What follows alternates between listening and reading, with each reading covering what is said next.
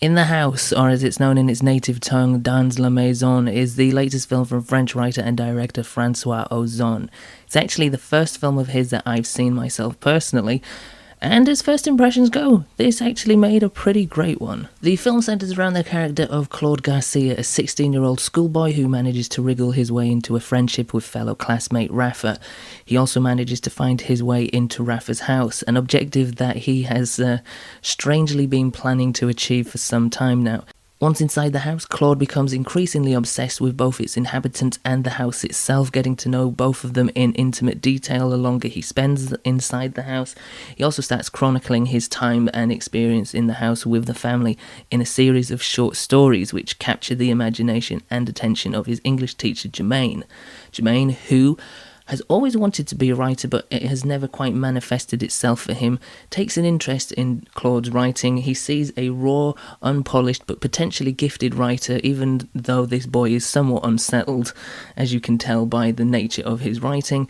He takes him under his wing, he tries to polish his ability and kind of sharpen his craftsmanship, but the more he gets in touch with Claude's ability and the more he gets to know Claude, the deeper he gets involved in what goes on in the house or what doesn't go on in the house, the more he finds himself tangled up in a web of deceit and manipulation.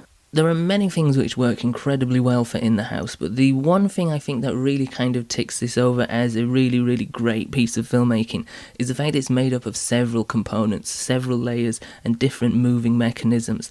So much going on, yet at the same time it doesn't feel overloaded or bloated. It feels like it's all really well spaced out and intricately pieced together. A lot of this stems from the thematic core of relationships. There's a lot of thematic structures and sort of nuances to In the House, but for me, one of the strongest cores of the film is the idea of relationships and the different viewpoints and perspectives that come with those relationships. Whether it be Claude longing for a family, for a father figure, for a friend, who he finds in both Rafa Jr. and Sr. and in Germaine, there is a real sense of he is lacking a male role model, and you kind of feel like perhaps he's doing all of this because that's what he's seeking.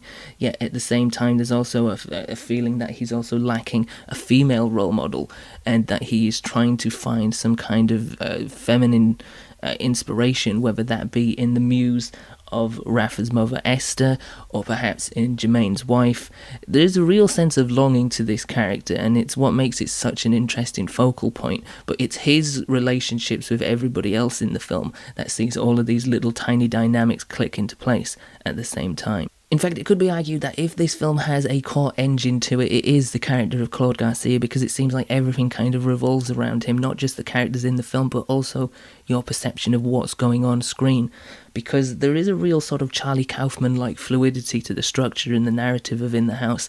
There are moments which it just blends the lines of fiction and fantasy, and you're not entirely sure if what you're seeing is the product of Claude's imagination or sort of a projection of his wills and desires, or if it is actually happening. And that is going to irk some people, it's going to irritate some people like you wouldn't believe. Some people will find that incredibly frustrating, and I can see why, but at the same time, for me, it really captured my imagination, and it not only brings you closer into the sort of heart of the story, but it kind of brings you more into the complex structure that is the character of Claude. It really fleshes the film out, and it gives it not just so much a big sense of style, but it also gives it a bucket load of substance as well, because there is so much that is peeled off from that whole narrative structure in the way that the film sort of pieces itself together.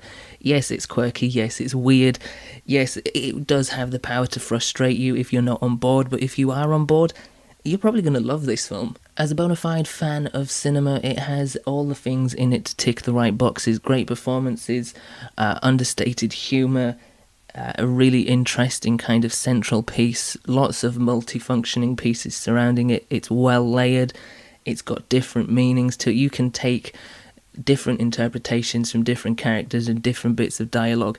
There is a real sort of ambiguous streak to the film, which again will divide people. It will irritate some people because it's not straight to the point, but the fact that it isn't, and the fact that it plays about loosely with these ideas and does it yet really precisely, for me, it's a winner. I'm going to give this an 8, a solid 8. Definitely a fantastic film, and if you like the sound of it, and if you like films that kind of stray from the path somewhat, which this film does significantly, then it's definitely worth checking out, and you will probably like it a lot. If you do like it a lot, or you just completely hated it for some of the reasons I stated, or you have other opinions which, are widely available, please let me know what you thought of In the House down below in the comments section. And of course, if you like this and everything else that you may have seen on this channel, there is that subscribe button, so, why not click it?